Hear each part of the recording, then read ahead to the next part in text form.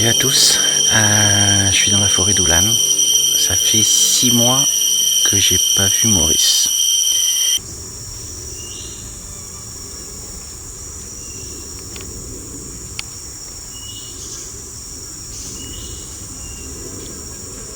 J'ai construit entre temps une petite cabane sur le territoire de Maurice et à partir de maintenant je vais passer 2 à 3 jours dans la forêt d'Oulan pour passer du temps avec lui, voir les animaux, pas que lui mais passer du temps dans la forêt avec les animaux sauvages pour me rebooster. C'est comme ça que je recharge les batteries moi. Et puis le reste de la semaine, je continuerai les repérages en hydravion, tout ça. Voilà, vous savez ce qu'on fait, je vous en parlerai plus parce qu'il y a une zone qui semble prometteuse. Andrew, Iqbal, qui gère maintenant les affaires courantes de Calahuète très bien tous les deux, se charge de tout ça. Et voilà, donc je vais vous tenir au courant. Tout à l'heure, j'ai vu une famille de gibbons.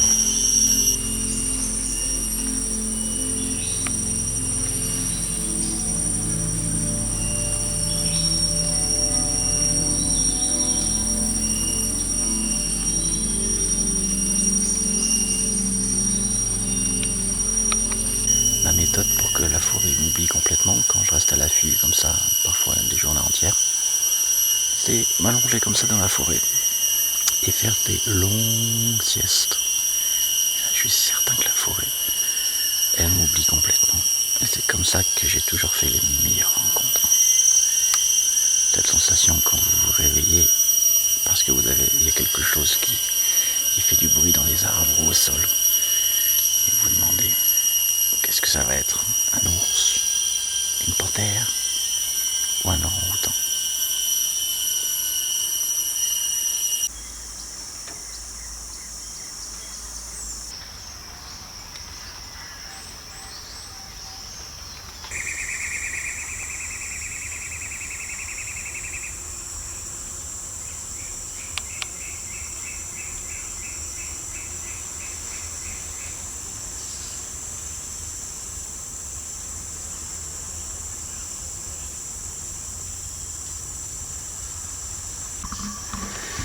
Alors que j'étais dans la cabane, donc ça fait le deuxième jour que je suis à la recherche de Maurice, il y a un groupe de langurs. Les langurs sont réputés pour venir fouiner dans les maisons. Et là, il y a un groupe de langurs qui pensait que la cabane était vide et qui s'est approché, qui était prêt à rentrer. J'ai fait des images, ils étaient à 3 mètres de la cabane.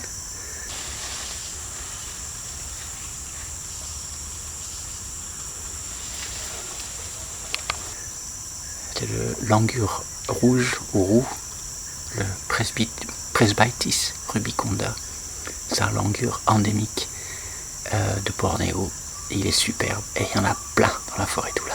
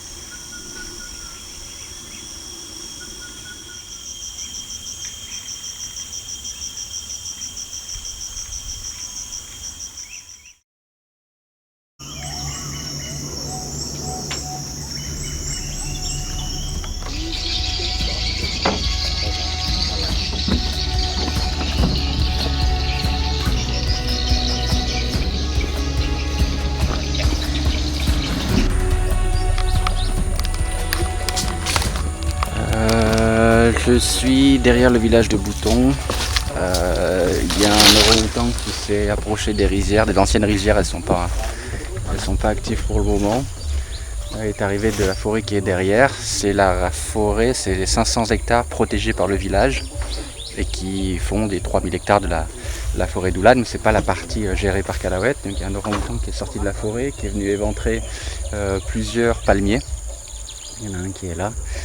Il faut dire qu'il y a vraiment peu de nourriture dans la forêt et C'est pour ça, je pense qu'il s'invite, il devient très opportuniste. Il semble que ça soit un jeune mâle ou un mâle qui ne soit pas dominant. En tout cas, il n'a pas les disques faciaux. Donc là, on va essayer de rentrer dans la forêt, essayer de le localiser, ou en tout cas essayer de se comprendre ce qui se passe. Mais c'est vrai qu'en ce moment, il y a vraiment très peu de fruits dans la forêt. Et même pour trouver Maurice, c'est difficile parce que dans la forêt, dans la réserve, ils passent beaucoup de temps au sol, dans la végétation assez basse, là où c'est humide, où ils vont notamment aller chercher des bananiers sauvages. Ils vont éventrer les bananiers, manger à l'intérieur, et aussi des cœurs de palmier. Donc voilà, c'est pas une période de l'année qui est facile là pour les animaux. Peu de nourriture dans la forêt. Et les orang-outans vont surtout manger de l'écorce et comme ça des cœurs de bananier. Donc on va essayer de comprendre ce qui se passe, mais on ne peut pas en vouloir à un orang-outan parce que là les cultures sont complètement abandonnées. Donc on ne peut pas vraiment en vouloir à un animal de s'inviter ici. C'est ce que j'ai essayé d'expliquer aussi aux villageois. Mais tout se passe bien avec eux.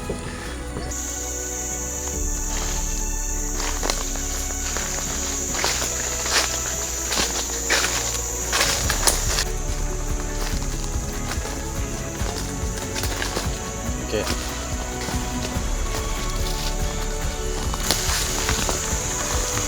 Ça fait une demi-heure qu'on tourne dans la forêt limitrophe des rizières. Ce qui peut se passer, c'est que comme il y a très peu de fruits dans la forêt, les meilleurs spots dans la forêt eh bien, sont déjà pris par les grands mâles, les mâles dominants avec leurs femelles.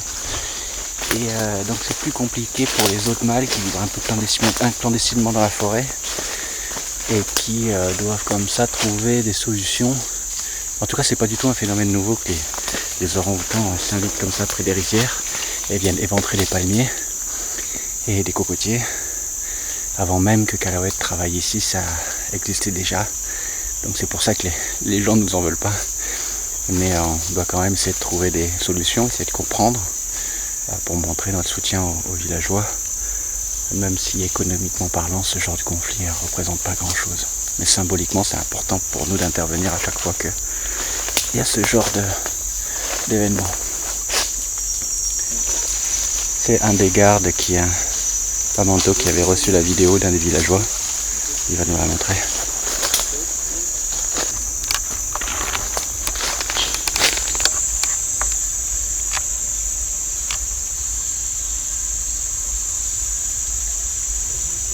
Ah ouais.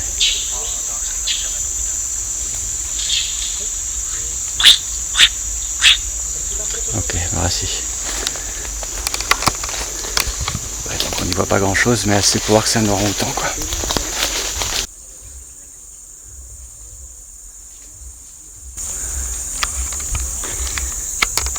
Là aussi c'est un cocotier qui a complètement été éventré par un orang-outan à côté d'une petite cabane, mais encore une fois les rizières sont quasiment abandonnées, donc il se passe pas grand chose. Faut pas reprocher à un animal de s'approcher, quoi.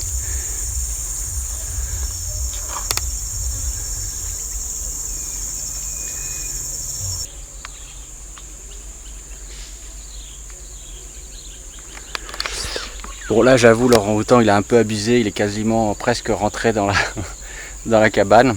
Il a éventré le cocotier qui est juste à côté. Il abuse là, j'avoue.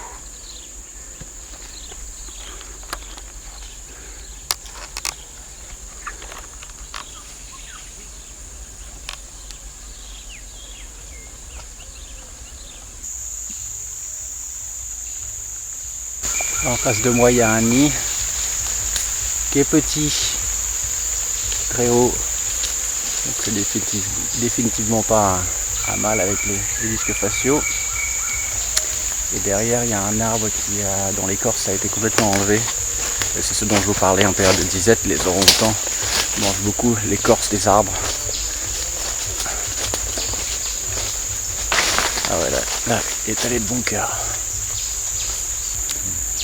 Ouais, l'écorce est encore fraîche.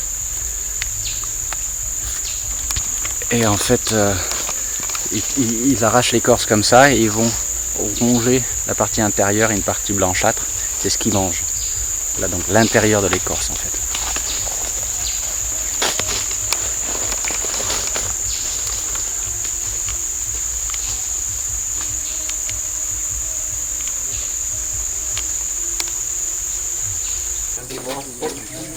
Ok. Nó cháu cho nó đi một câu nó bị biết rồi. Donc on a fait le tour de tous les endroits où il y avait des traces d'orang-outan. Je pense qu'il y a au moins 2 individus. Je m'étais un peu inquiété parce que je voulais pas que ça crée des soucis avec les villageois, mais maintenant que je me rends compte que toutes les rizières en fait sont des rizières abandonnées, qu'il n'y a aucune activité humaine, partout où les humains reculent, la nature avance. Et c'est toujours plutôt des bonnes nouvelles. Donc je me fais pas trop de soucis. Avec l'équipe on s'est dit que si jamais il y a des villageois qui veulent de nouveau faire des rizières ici, à ce moment-là, on fera peut-être un poste de garde. Et à cette saison, parce qu'il y a peu de fruits dans la forêt, on aura un ou deux gardes qui restera en permanence ici pour faire peur à d'éventuels orang-outans qui s'aventuraient dans les rizières. Mais d'un autre côté, je suis sûr que si les gens font de nouveau des rizières ici, le simple fait qu'il y ait des humains, les orang-outans ne vont pas s'aventurer près des cabanes, quoi. Voilà, et moi je vous dis à la prochaine fois. Ciao. N'oubliez pas de devenir ami de Calahuète et gardien de la forêt. Rendez-vous sur le site www.calahuète.org. Ciao.